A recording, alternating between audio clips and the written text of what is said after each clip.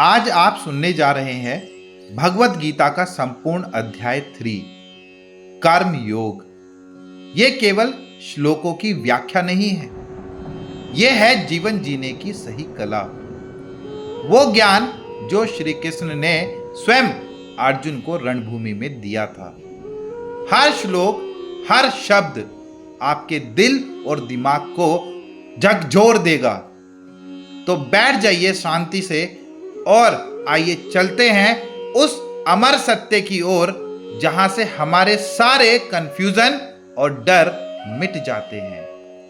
कभी कभी हम सोचते हैं अगर सब कुछ त्याग दूं, अगर बस ध्यान में बैठ जाऊं तो शायद दुखों से मुक्ति मिल जाएगी। पर क्या सिर्फ बैठ जाना ही मुक्ति है?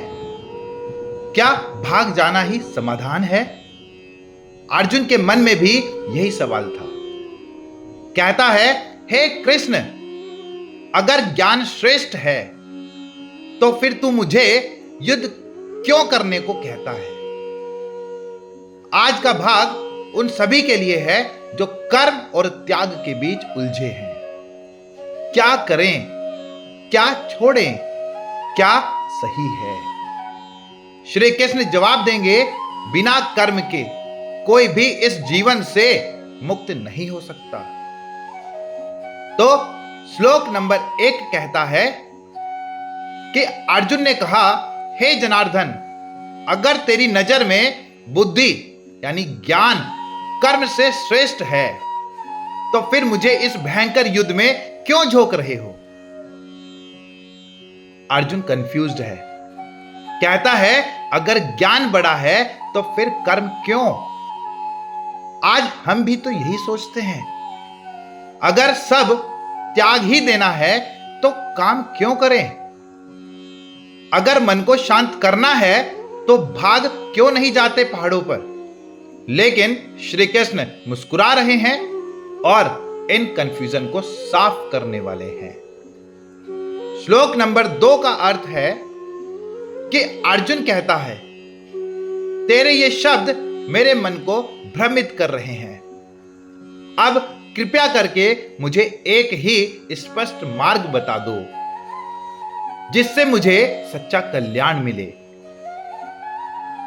अर्जुन अब परेशान है।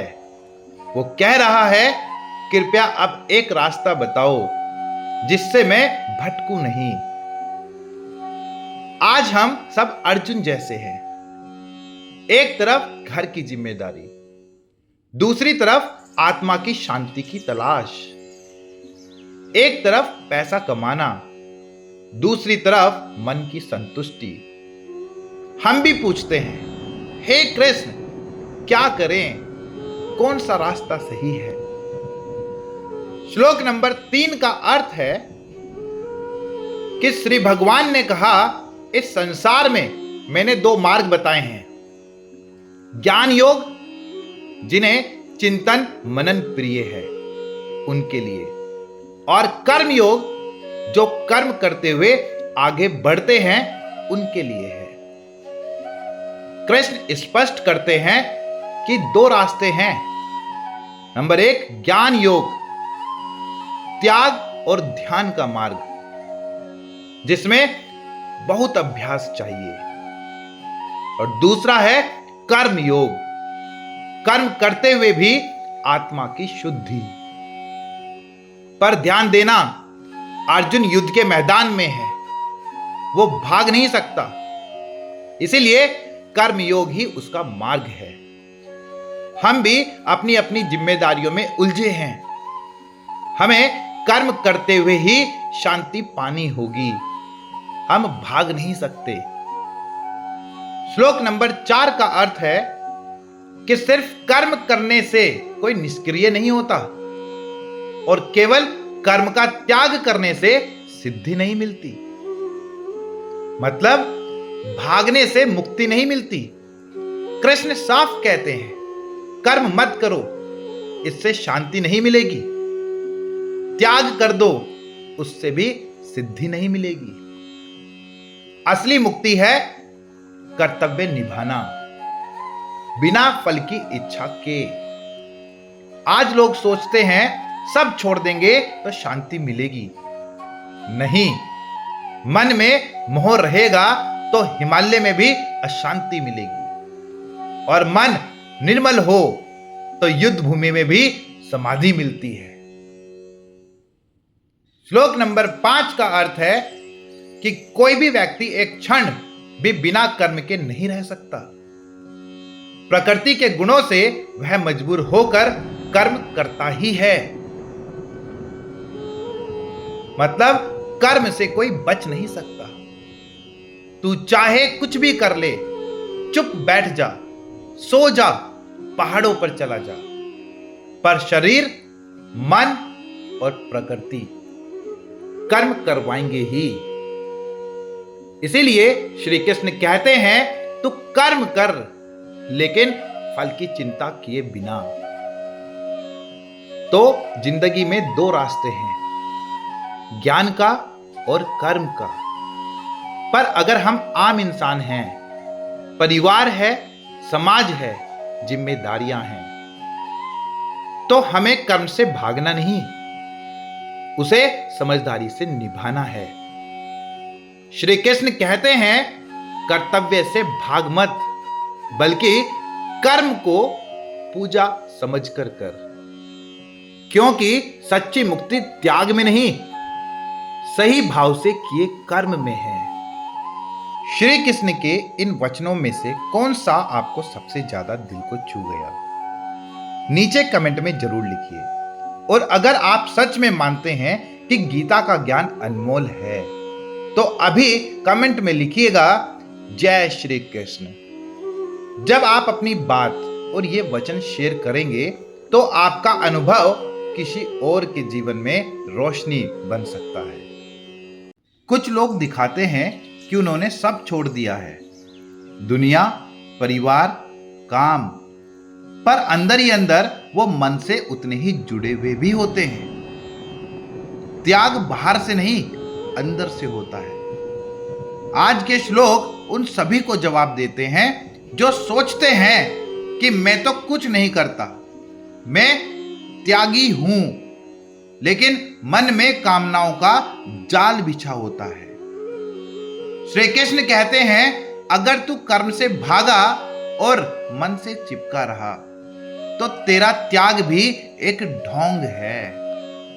श्लोक नंबर 6 का अर्थ है कि जो व्यक्ति अपने कर्मेंद्रियों मतलब हाथ पांव को रोककर बैठा है, पर मन से इंद्रियों के विषयों का चिंतन करता है, वह मूर्ख है, उसका त्याग झूठा है, एक मिथ्या है।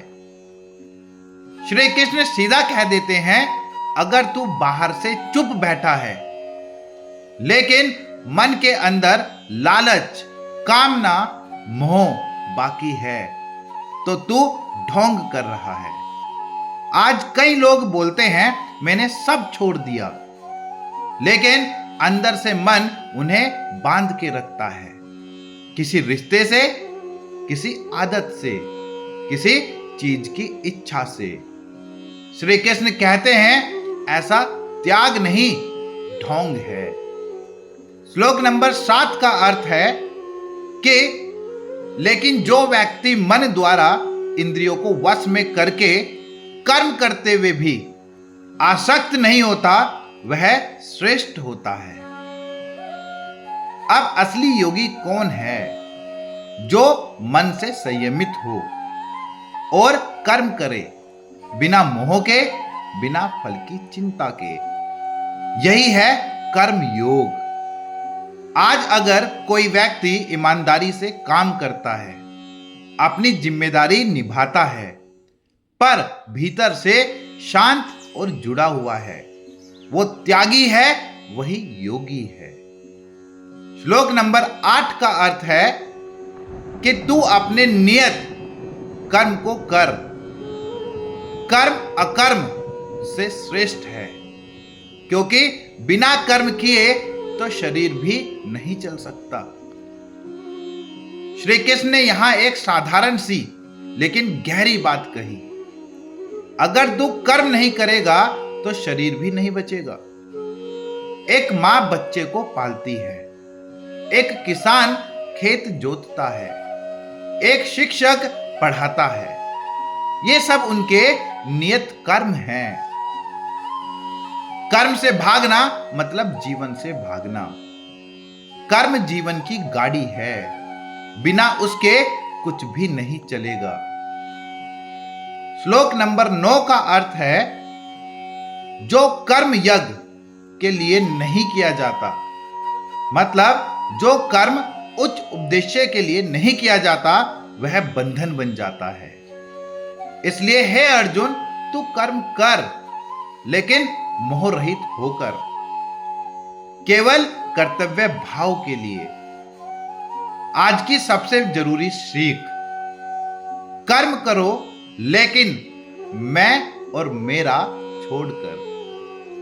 श्री कृष्ण कहते हैं, अगर तू सिर्फ खुद के लिए कर्म करेगा तो वो तुझे बांधेगा, पर अगर तू कर्तव्य भाव से, सेवा भाव से करेगा तो वही तुझे मुक्त करेगा।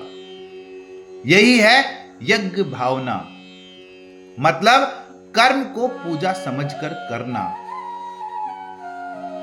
श्लोक नंबर 10 का अर्थ है कि सृष्टि के प्रारंभ में ब्रह्मा ने यज्ञ सहित मानवों को रचा और कहा, इस यज्ञ द्वारा तुम शुद्ध हो जाओ और यह तुम्हारी इच्छाओं को पूर्ण करेगा।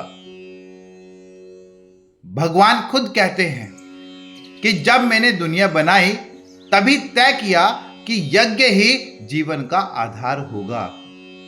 यानी तू दे तभी तुझे मिलेगा, तू सेवा कर तभी सफलता आएगी, तू कर्म कर तभी जीवन आगे बढ़ेगा। जो सिर्फ लेना चाहता है वो कभी तृप्त नहीं होता। जो देने का भाव रखता है उसे सृष्टि खुद देती है। तो कर्म से भागना नहीं है, उसे समझदारी से निभाना है। त्याग का मतलब काम छोड़ना नहीं, मन से मोह छोड़ना है। श्री कृष्ण कहते हैं, तू कर्म कर, पर अपने लिए नहीं, कर्तव्य और सेवा भाव से। बस तब ही तू कर्म में करते हुए भी मुक्त हो जाएगा। यही है गीता का कर्म योग, दिखावे का त्याग नहीं, अंदर से निर्मल कर्म ही असली मुक्ति है। अगर आप भी अपने भीतर जीतना चाहते हैं तो इस वीडियो को लाइक करें और रोजाना गीता ज्ञान के लिए चैनल को सब्सक्राइब करें। हर हर महादेव, जय श्री कृष्णा। क्या आपने कभी सोचा है कि हम हर रोज इस धरती से, इस हवा से, इस प्रकृति से इतना कुछ लेते हैं, लेकिन हम बदले में क्या देते हैं? सूरज देता है रोशनी, पेड़ देते हैं हवा, धरती देती है भोजन, लोग देते हैं साथ, पर हम सिर्फ मांगते हैं, चाहते हैं, लेकिन देना भूल चुके हैं। आज के श्लोक यही चेतावनी है उन सभी के लिए जो सिर्फ लेना जानते हैं लेकिन देना नहीं। श्री कृष्ण कहते हैं, अगर तू सिर्फ खाता है पर यज्ञ नहीं करता तो तू चोरी कर रहा है। श्लोक नंबर 11 का अर्थ है कि देवताओं को यज्ञ द्वारा संतुष्ट करो और वे तुम्हारी उन्नति में मदद करेंगे। इस परस्पर सहयोग से तुम्हें परम कल्याण मिलेगा। श्री कृष्ण कह रहे हैं, दे और ले का संतुलन जरूरी है। अगर तू पेड़ लगाएगा तो पेड़ तुझे छाया देंगे, अगर तू जमीन सींचेगा तो वो तुझे फल देगी, फसल देगी, और अगर तू इस समाज की सेवा करेगा तो समाज तुझे इज्जत देगा। इस संसार में कोई भी अकेला नहीं पलता, परस्पर भावना ही असली धर्म है। श्लोक नंबर 12 का अर्थ है कि देवता यज्ञ से प्रसन्न होकर तुम्हें इच्छित भोग देंगे, पर जो उन्हें लौटाता नहीं, सिर्फ भोगता है, वह चोर है। यह श्लोक झकझोरने वाला है। तू हवा लेता है पर पेड़ नहीं लगाता। तू धरती से अनाज लेता है पर उसे संभालता नहीं। तू रिश्तों से प्यार चाहता है पर समय नहीं देता। श्री कृष्ण कहते हैं, अगर तू सिर्फ लेता है और लौटाता नहीं तो तू भक्त नहीं, चोर है। इसीलिए देवताओं को, समाज को, प्रकृति को लौटाओ यज्ञ के रूप में। श्लोक नंबर 13 का अर्थ है, जो यज्ञ के बाद बचा हुआ खाते हैं वे पापों से मुक्त हो जाते हैं, पर जो केवल अपने लिए पकाते हैं वो पाप खा रहे हैं। श्री कृष्ण यहां भोजन से शुरू करके गहरी बात कह रहे हैं कि अगर तू सिर्फ खा रहा है बिना किसी और का ध्यान रखे तो तू आत्म केंद्रित है, और अगर तू दूसरों को भी खिलाकर खाता है, सेवा के भाव से कर्म करता है, तो वही यज्ञ शेष भोजन है, यानी पवित्र। आज कई लोग कहते हैं, मैं मेहनत करता हूं, अपने लिए कमाता हूं, पर अगर वो कमाई सिर्फ खुद के लिए है तो वो पाप का भोजन बन सकता है। श्लोक नंबर 14 का अर्थ है कि भोजन से प्राणी उत्पन्न होते हैं। भोजन वर्षा से होता है, वर्षा यज्ञ से होती है, और यज्ञ कर्म से उत्पन्न होता है। यह एक साइकिल है, एक डिवाइन इकोसिस्टम, जहां कर्म के बाद यज्ञ होता है, यज्ञ के बाद वर्षा होती है, और वर्षा के बाद अन्न उत्पन्न होता है, और अन्न से जीवन चलता है। अगर तू कर्म बंद करेगा तो यज्ञ बंद हो जाएगा, तो वर्षा नहीं होगी, तो भोजन नहीं बनेगा, तो जीवन नहीं बचेगा। श्री कृष्ण बता रहे हैं, तेरा कर्म सिर्फ तुझ तक सीमित नहीं है, वो पूरी सृष्टि को प्रभावित करता है। श्लोक नंबर 15 का अर्थ है कि कर्म ब्रह्मा से उत्पन्न होता है, और ब्रह्मा परम अक्षर से उत्पन्न हुआ है। इसीलिए ब्रह्मा सर्वव्याप्त होकर यज्ञ में ही स्थित हैं। कर्म कोई इंसानी बनावट नहीं, वो स्वयं ब्रह्मा से आया है, मतलब ईश्वर की सृष्टि रचना शक्ति से आया है। इसलिए जब तू यज्ञ भावना से कर्म करता है तो तू खुद ब्रह्मा से जुड़ जाता है। काम को पूजा समझ, कर्म को यज्ञ समझ, हर काम में प्रभु की उपस्थिति देख, तब तू एक साधारण इंसान नहीं रहेगा, तू ब्रह्मा के साथ कर्म करता हुआ योगी बन जाएगा। तो यह जीवन एक लेन देन है, लेकिन केवल पैसा नहीं, भाव, सेवा, यज्ञ का लेन देन। श्री कृष्ण कहते हैं, अगर तू सिर्फ ले रहा है तो तू इस सृष्टि का संतुलन बिगाड़ रहा है, पर अगर तू यज्ञ की भावना से कर्म कर रहा है, मतलब तेरा हर काम सेवा है, तो तू इस सृष्टि को जीवित रख रहा है। इसलिए घर में सेवा, समाज में सहयोग और प्रकृति के प्रति कृतज्ञ, यही है यज्ञ, और यही है कर्म योग की आत्मा। इस दुनिया में हर चीज एक चक्र में चलती है।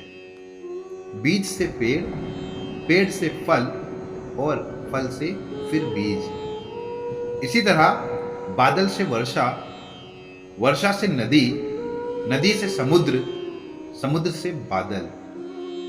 पर एक इंसान वो लेना तो जानता है पर लौटाना भूल गया है। श्री कृष्ण आज उसी कर्म चक्र की बात करेंगे जिसमें जुड़े बिना इंसान न पवित्र बन सकता है और न मुक्त हो सकता है। और फिर वो बताएंगे कि असली योगी कौन है, जो कर्म करते हुए भी फल की इच्छा से मुक्त हो, जो बस सेवा करता है, स्वार्थ नहीं। तो श्लोक नंबर 16 का अर्थ है कि जो व्यक्ति इस सृष्टि के कर्म चक्र का पालन नहीं करता और केवल इंद्रियों के सुख में ही लगा रहता है, वह पापमय जीवन जीता है और व्यर्थ में जीता है।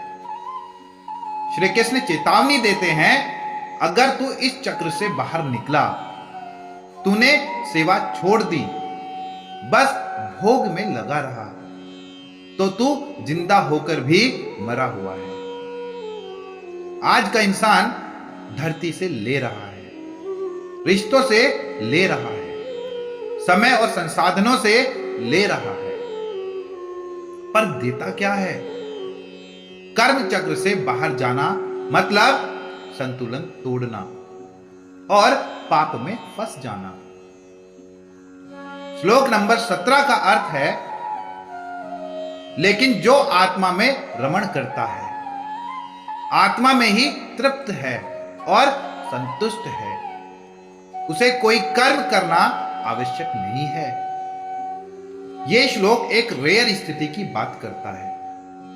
आत्मा रति मतलब यानी जिसे ना किसी की जरूरत है, ना किसी बात की लालसा है और जो भीतर से पूर्ण है। ऐसे आत्मज्ञानी को कोई कर्म करना जरूरी नहीं, लेकिन हम में से 99% लोग वहां नहीं पहुंचे हैं।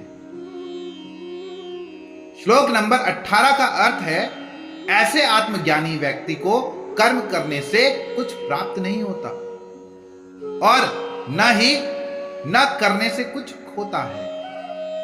उसे किसी भी प्राणी से कोई आश्रय नहीं चाहिए। श्री कृष्ण यह नहीं कह रहे कि कोई कर्म न करें, वो कह रहे हैं कि जो आत्मा में पूर्ण हो गया, उसे अब कोई काम, नाम, उपलब्धि और सहारा कुछ नहीं चाहिए। पर आज हम वहां नहीं हैं। हमें चाहिए दूसरों की सराहना, हमें चाहिए पैसे का भरोसा, हमें चाहिए रिश्तों का सहारा। इसलिए श्री कृष्ण आगे फिर सामान्य इंसान के लिए मार्ग बताते हैं। श्लोक नंबर 19 का अर्थ है, इसलिए बिना आसक्ति के हमेशा अपने कर्म करो। जो व्यक्ति आसक्ति रहित होकर कर्म करता है, वह परम सिद्धि को प्राप्त करता है। यह है असली कर्म योग का सूत्र। कर्म करो, लेकिन उससे चिपके मत रहो। बिना फल की लालसा के सेवा समझकर कर्म करो, स्वार्थ नहीं। जैसे एक सूर्य सिर्फ चमकता है बिना कुछ मांगे, वैसे ही तू कर्म कर बिना किसी अपेक्षा के। तब तू धीरे धीरे परम की ओर बढ़ेगा।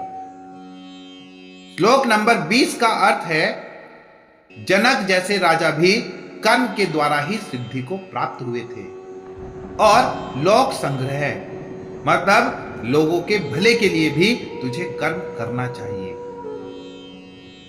श्री कृष्ण प्रैक्टिकल उदाहरण देते हैं। जनक एक राजा, सब कुछ होते हुए भी कर्म करते थे, राज्य चलाते थे, लोगों का कल्याण करते थे।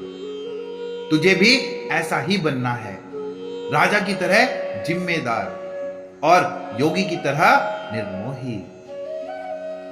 क्योंकि कई बार हम अपने लिए नहीं, दूसरों के लिए कर्म करते हैं।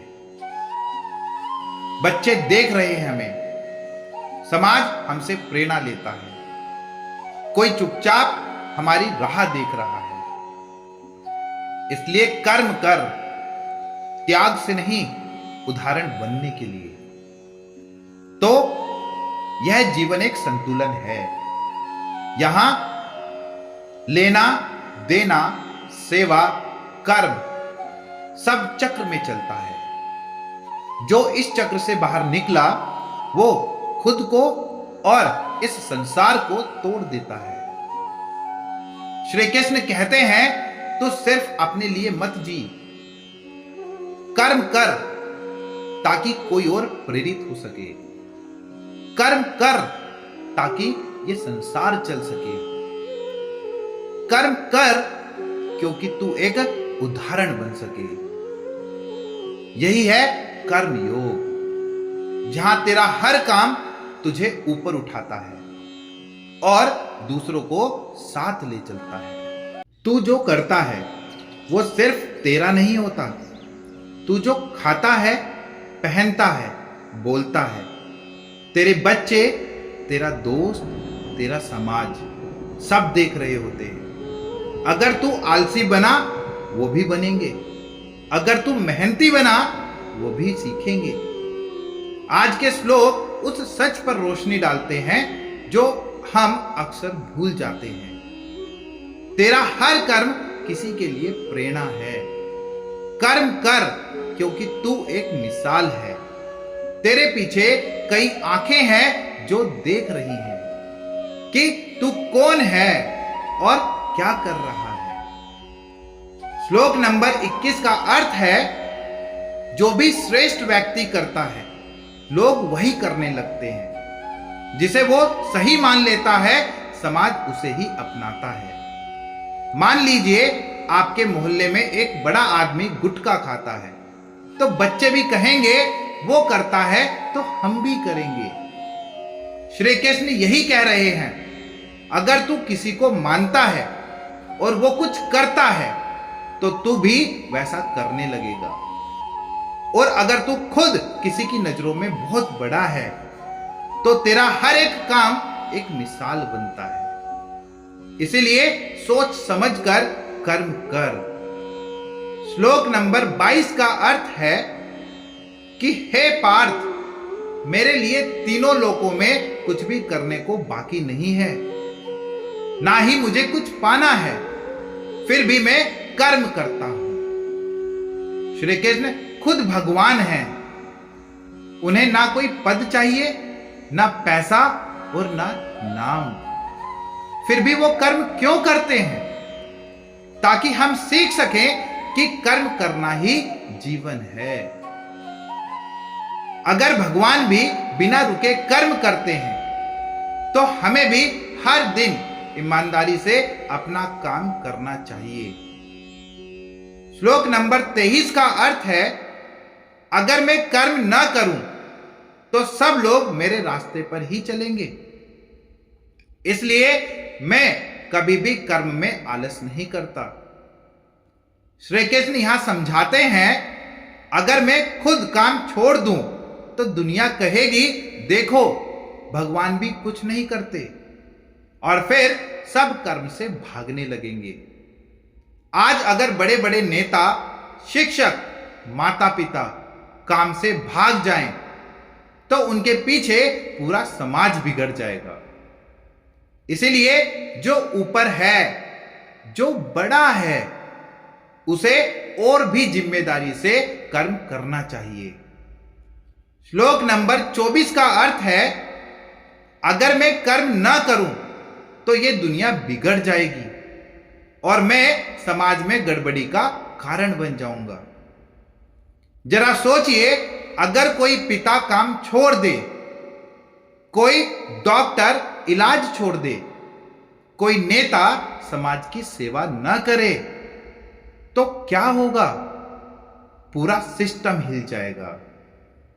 श्री कृष्ण कहते हैं, अगर मैं कर्म छोड़ दूं तो लोग उलझ जाएंगे और उनकी जिंदगी अंधेरे में चली जाएगी। इसीलिए जो ऊपर है, जो जिम्मेदार है, उसे कभी भी काम से मुंह नहीं मोड़ना चाहिए। श्लोक नंबर 25 का अर्थ है, जैसे आम लोग जो ज्ञान से कम है, आसक्ति से काम करते हैं, वैसे ही ज्ञानी व्यक्ति को भी दिखावे से नहीं, बल्कि दूसरों के भले के लिए कर्म करते रहना चाहिए। दुनिया के ज्यादातर लोग काम इसलिए करते हैं क्योंकि उन्हें फल चाहिए, पैसा चाहिए, शोहरत चाहिए, सफलता चाहिए। पर जो सच में ज्ञानी है, वो काम करता है दूसरों को रास्ता दिखाने के लिए।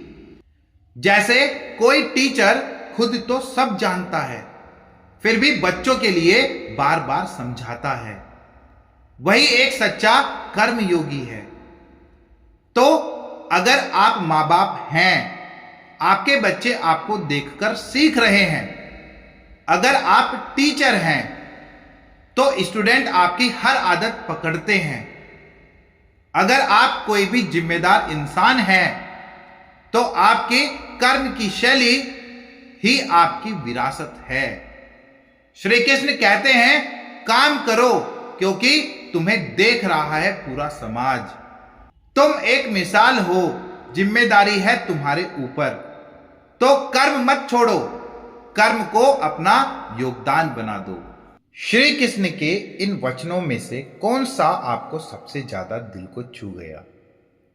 नीचे कमेंट में जरूर लिखिए। और अगर आप सच में मानते हैं कि गीता का ज्ञान अनमोल है, तो अभी कमेंट में लिखिएगा, जय श्री कृष्ण। जब आप अपनी बात और ये वचन शेयर करेंगे, तो आपका अनुभव किसी और के जीवन में रोशनी बन सकता है। कभी कभी हम जरूरत से ज्यादा समझदार बनने की कोशिश करते हैं। हम दूसरों को समझाते हैं, उन्हें बदलने की कोशिश करते हैं, उन्हें जबरदस्ती सही रास्ते पर लाना चाहते हैं। लेकिन क्या उनके साथ ऐसा करना जरूरी है? श्री कृष्ण कहते हैं, हर किसी को उपदेश देना सही नहीं होता। कभी कभी सिर्फ खुद सही रास्ते पर चलना ही काफी होता है। और फिर वो बताते हैं एक बहुत ही बड़ा राज, सब कुछ भगवान को समर्पित कर दो, फिर चिंता तुम्हारी नहीं उनकी होगी। श्लोक नंबर 26 का अर्थ है, जो लोग अज्ञान में हैं और कर्म से जुड़े हुए हैं, उन्हें भ्रम में मत डालो, बल्कि खुद कर्म में लगे रहकर उन्हें धीरे धीरे प्रेरित करो। कई बार हम कहते हैं, तू क्यों मेहनत कर रहा है, ये सब तो माया है। पर श्री कृष्ण रोकते हैं कि ऐसा मत करो। हर कोई अपनी गति से सीखता है। जो अभी तक कर्म में लगा है, उसे उसका कर्म करने दो। खुद अच्छा काम करते रहो, उसी से प्रेरणा मिलेगी।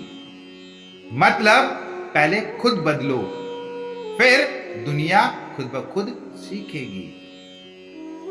श्लोक नंबर 27 का अर्थ है कि प्रकृति के गुणों से सारे कर्म अपने आप हो जाते हैं, लेकिन अहंकार में फंसा इंसान सोचता है कि ये सब मैं कर रहा हूं। तू सोचता है, मैंने ये किया, मैंने वो किया, मेरी वजह से सब कुछ हो रहा है। पर असल में तू सिर्फ एक माध्यम है, एक टूल है। जैसे बिजली से पंखा चलता है, वैसे ही तेरे भीतर भी प्रकृति के गुण सत रज तम काम करते हैं, लेकिन तू अहंकार में आकर खुद को कर्ता मान लेता है।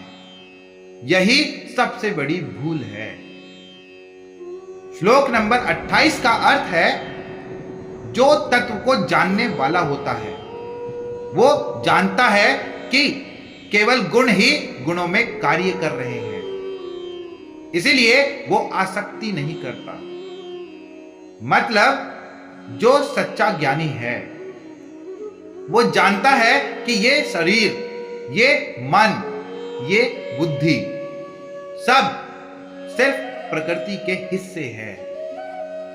जब कोई गुस्से में चिल्लाता है तो वो रजोगुण बोल रहा है, इंसान नहीं।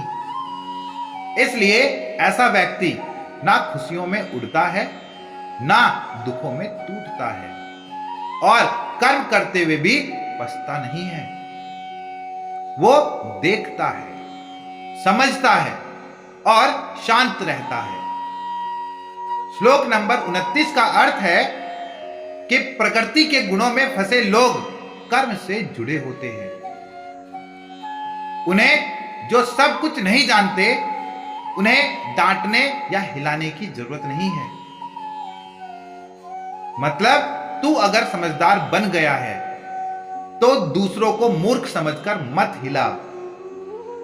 श्री कृष्ण कहते हैं हर इंसान का स्तर अलग है, सबको एक साथ नहीं खींच सकते। कोई अभी भी गुस्से में जी रहा है तो कोई भोग में डूबा है। उन्हें धीरे धीरे सीखने दो। तू बस उदाहरण बन, उनकी रफ्तार को सम्मान दे। श्लोक नंबर 30 का अर्थ है, हे अर्जुन, अपने सभी कर्म मुझे समर्पित कर, मन से शांत हो जा, ममता और फल की इच्छा छोड़ दे, फिर बिना चिंता के युद्ध कर। यह है कर्म योग का सार।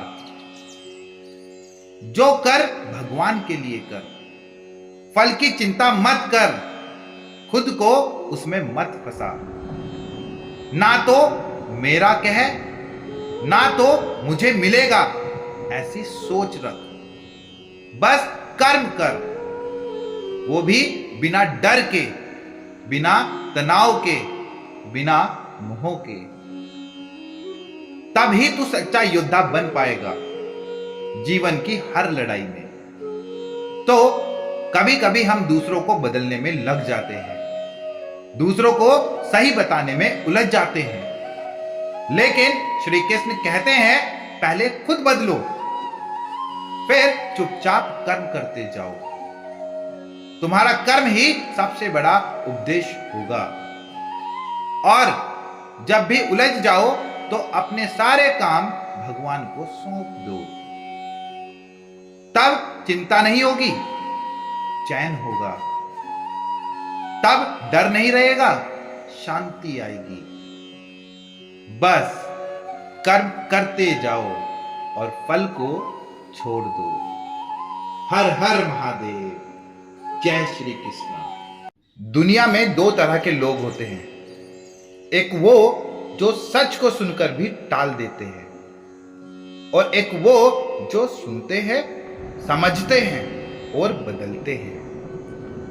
श्री कृष्ण आज दोनों के बारे में बात करते हैं, और फिर वो एक चौंकाने वाली बात कहते हैं कि किसी और का धर्म कितना भी अच्छा हो, पर अगर वो तुम्हारा नहीं है तो मत अपनाओ, क्योंकि सच्ची सफलता वहां नहीं है जहां सब जाते हैं, बल्कि वहां है जहां तुम्हारी आत्मा तुम्हें ले जाती है।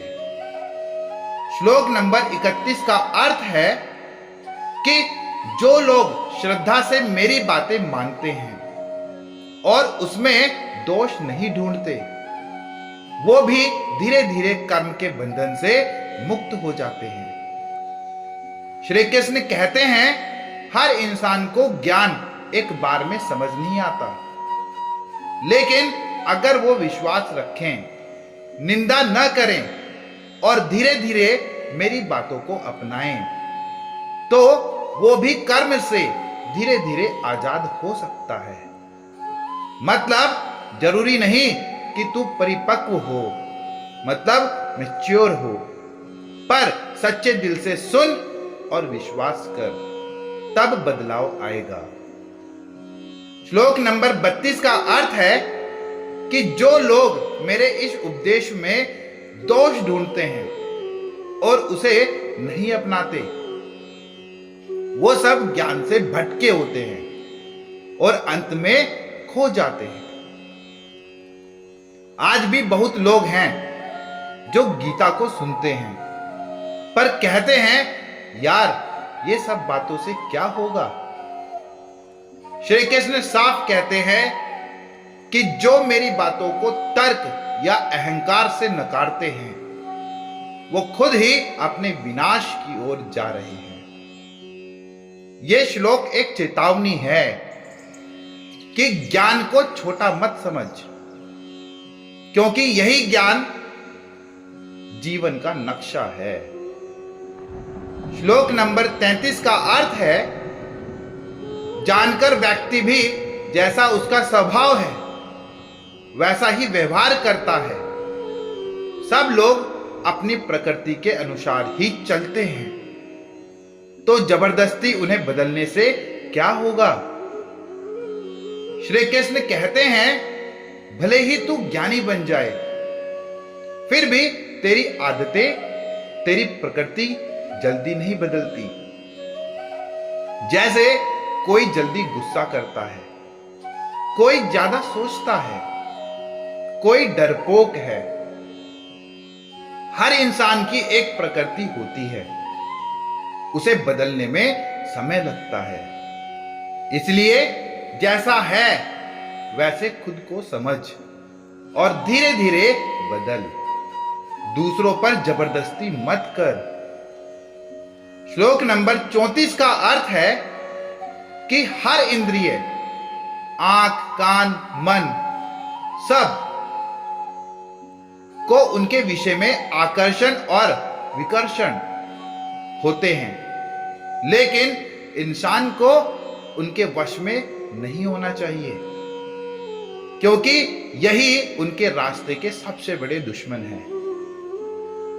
जब तू कुछ अच्छा देखता है तो उसे चाहता है, तो उसका मतलब है राग, मतलब जुड़ाव। और जब कुछ बुरा लगता है तो नफरत करता है, तो वो है द्वेष। श्री कृष्ण चेतावनी देते हैं इन दोनों से बच। ये तेरा ध्यान भटकाते हैं, तेरे मार्ग के दुश्मन हैं। तेरा असली रास्ता बैलेंस में है, ना किसी चीज से चिपकना और ना ही किसी चीज से भागना।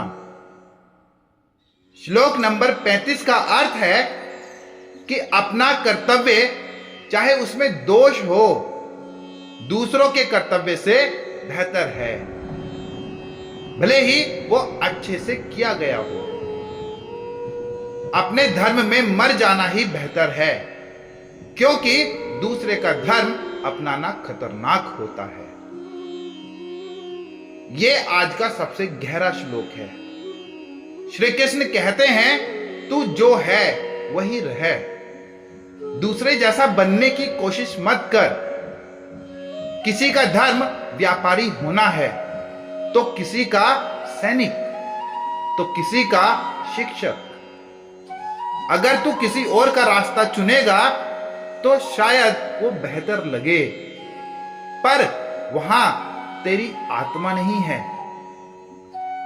अपने इम्परफेक्ट रास्ते पर चलना दूसरे के परफेक्ट रास्ते पर चलने से लाख गुना बेहतर होता है, क्योंकि सच्ची सफलता वही है जहां तेरा स्वभाव जुड़ता है।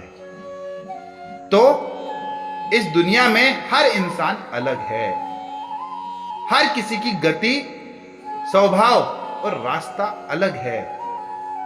श्री कृष्ण कहते हैं मत दौड़ो दूसरों की नकल करने में, तू बस खुद को समझ, खुद को स्वीकार कर और अपने कर्तव्य में लगे रहे। जो सच को श्रद्धा से अपनाता है वो ऊपर उठता है, जो अहंकार से मुंह मोड़ता है वो खो जाता है। तो मत डगमगाओ, अपनी प्रकृति के अनुसार कर्म करते जाओ। यही है सच्चा धर्म, यही है सच्चा रास्ता। अगर आप भी अपने भीतर जीतना चाहते हैं तो इस वीडियो को लाइक करें और रोजाना गीता ज्ञान के लिए चैनल को सब्सक्राइब करें। हर हर महादेव, जय श्री कृष्णा। कभी कभी इंसान जानता है कि क्या सही है, फिर भी वो गलत कर बैठता है। जैसे किसी को पता है कि झूठ बोलना गलत है, फिर भी वो बोलता है। किसी को पता है कि गुस्सा करना नुकसान करता है, फिर भी वो गुस्सा करता है। तो सवाल उठता है, हमें पाप की तरफ खींचने वाली वो ताकत क्या है? अर्जुन ने भी यही सवाल पूछा था श्री कृष्ण से कि मुझे बताइए, जो आदमी जानकर भी बुरे रास्ते पर चल जाए, उसका असली दुश्मन कौन है? आज के श्लोक उसी गहराई को उजागर करते हैं, जहां से पाप की शुरुआत होती है और आत्म विजय की भी। तो श्लोक नंबर 36 का अर्थ है कि अर्जुन पूछता है, हे कृष्ण, कौन सी शक्ति इंसान को मजबूर कर देती है पाप करने को, जबकि वो खुद भी नहीं चाहता, जैसे कोई जबरदस्ती करवाता हो? अर्जुन यहां बहुत बड़ा सवाल पूछता है, जो हर इंसान के दिल में कभी ना कभी आता है। मैं जानबूझकर बुरा नहीं करना चाहता, फिर भी कर बैठता हूं। क्यों? यह सवाल सिर्फ अर्जुन का नहीं, आज के हर इंसान का है जो सही गलत जानता है, फिर भी हार जाता है। श्री कृष्ण अब इस सवाल का जवाब देंगे कि इंसान का असली दुश्मन कौन है। श्लोक नंबर 37 का अर्थ है, श्री कृष्ण बोले, वह शक्ति काम है और क्रोध है, जो रजोगुण से पैदा होती है। ये कभी न भरने वाले हैं, बहुत पापी हैं।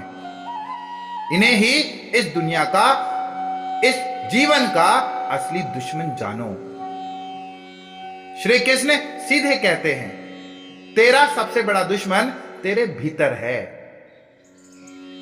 कामना जो कभी खत्म नहीं होती, और जब वो पूरी ना हो तो बन जाती है क्रोध, और फिर कामना आंखों को अंधा कर देती है और क्रोध दिल को जला देता है। यही दो राक्षस हैं जो इंसान को मजबूर करते हैं पाप करने को। इसलिए बाहर के नहीं, भीतर के शत्रु से लड़, यही असली युद्ध है। श्लोक नंबर 38 का अर्थ है, जैसे आग को धुआं ढक लेता है, दर्पण को धूल ढक लेती है और गर्भ को भूण छुपा देता है, वैसे ही ज्ञान को ये कामना ढक लेती है।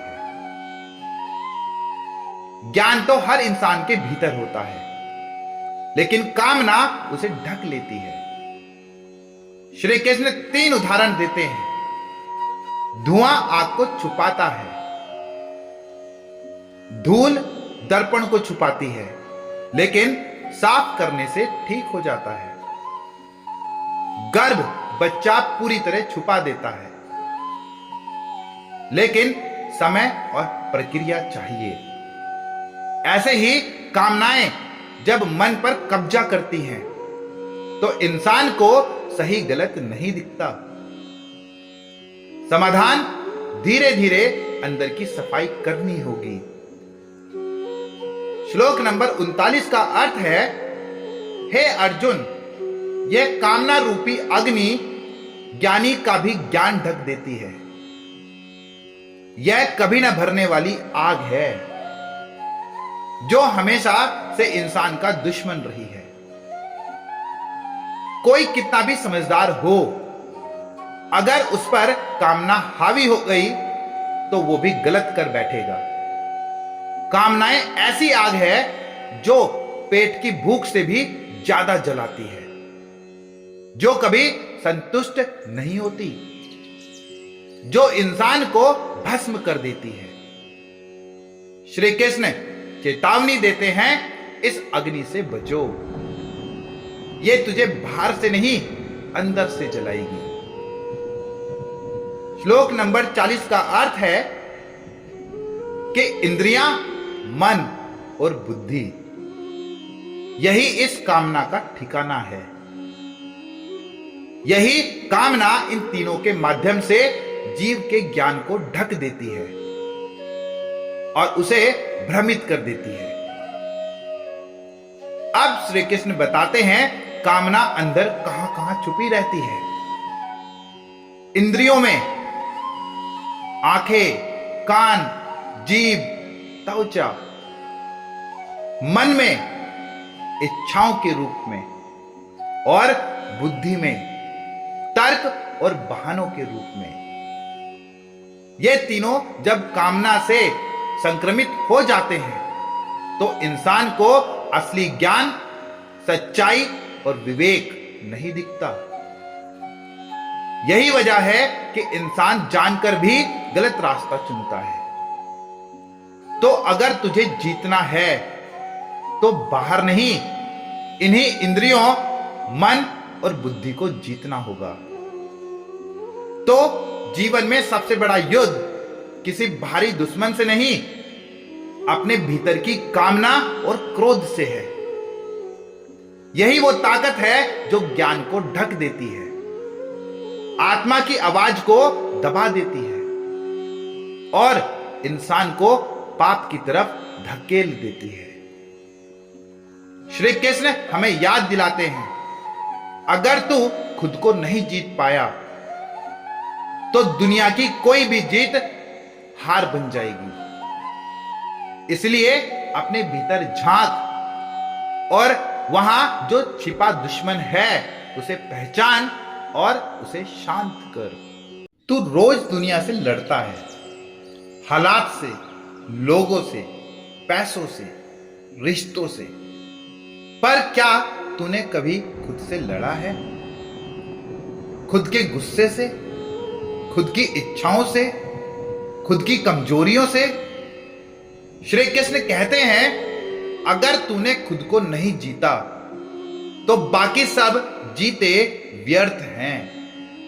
आज के 3 श्लोक तेरे भीतर के राक्षस से लड़ने का आखिरी मंत्र है। ध्यान से सुनना, क्योंकि ये सिर्फ गीता के शब्द नहीं, तुम्हारे जीवन का आईना है। श्लोक नंबर 41 का अर्थ है,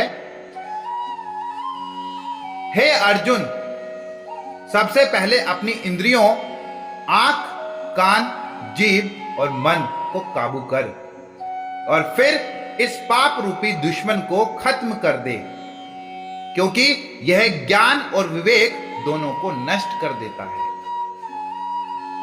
श्री कृष्ण अब उपाय बताते हैं। सबसे पहले अपनी इंद्रियों को काबू में लाओ। जो तू देखता है, जो तू सुनता है, जो तू सोचता है, यही सब तुझे भटका देते हैं। अगर तूने इंद्रियों पर काबू पा लिया तो काम, क्रोध और मोह तुझ पर हावी नहीं हो सकते, वरना ये पाप की जड़ें बनकर तेरे ज्ञान को भी और समझदारी को भी खा जाएंगे। शुरुआत वहीं से कर जहां तेरा मन सबसे ज्यादा भटकता है।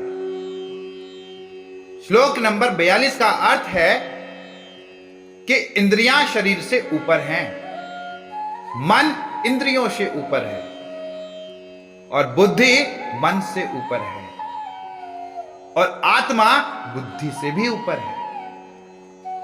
यह श्लोक गीता का ऊर्जा का नक्शा है। समझिए, शरीर केवल एक वाहन है, इंद्रियां ड्राइव करती हैं, मन उन्हें दिशा देता है, बुद्धि सही गलत बताती है और आत्मा सबका मालिक है। अगर तू सिर्फ शरीर या इंद्रियों के कहने पर चल रहा है तो तू सबसे नीचे के स्तर पर जी रहा है। तेरा असली साम्राज्य आत्मा है और उस तक पहुंचने के लिए तुझे इंद्रियों, मन, बुद्धि, सबको पार करना होगा। श्लोक नंबर 43 का अर्थ है कि इस प्रकार यह जानकर कि आत्मा बुद्धि से भी ऊपर है। हे महाबाहु अर्जुन, अपने मन से अपने आप को संभाल और इस काम रूपी शत्रु का नाश कर। श्री कृष्ण अब अर्जुन से कहते हैं, अब जब तू जान गया कि आत्मा सबसे ऊपर है, तो बस निर्णय ले और खड़ा हो जा। ये तेरा आखिरी युद्ध है तेरे अंदर के शत्रु काम से, जो तुझे नीचे गिराता है, जो तुझे कभी संतुष्ट नहीं होने देता, जो तेरे ज्ञान को खा जाता है। तू बाहरी लड़ाइयों से नहीं, अपने आप से जीत, तभी तू असली योद्धा बनेगा। क्योंकि आत्मा जब जागती है तो कोई शत्रु टिक नहीं सकता। तो इस अध्याय का अंत एक जबरदस्त संदेश के साथ होता है कि दुनिया को जीतना आसान है, खुद को जीतना कठिन, पर वही असली जीत है। तू हर दिन अपने मन से हारा, कभी लालच से, कभी क्रोध से, कभी मोह से। अब समय है अपने भीतर के रणभूमि में उतरने का और उस कामना को मारने का जो तुझे आजादी से दूर ले जा रही है। क्योंकि जब आत्मा जाग जाती है तब इंसान परम शांति की ओर बढ़ता है। अगर आप भी अपने भीतर जीतना चाहते हैं तो इस वीडियो को लाइक करें और रोजाना गीता ज्ञान के लिए चैनल को सब्सक्राइब करें। हर हर महादेव, जय श्री कृष्ण। तो आपने अभी अभी पूरा अध्याय 3 कर्मयोग सुना। याद रखिए, कर्मयोग का अर्थ है कामना से भागना नहीं, बल्कि काम करते हुए परमात्मा से जुड़ना। अगर इस ज्ञान ने आपके दिल को छुआ है तो इसे अपने जीवन में जरूर उतारिए, क्योंकि गीता सिर्फ पढ़ने के लिए नहीं बल्कि जीने के लिए है। जय श्री कृष्ण। हर हर महादेव।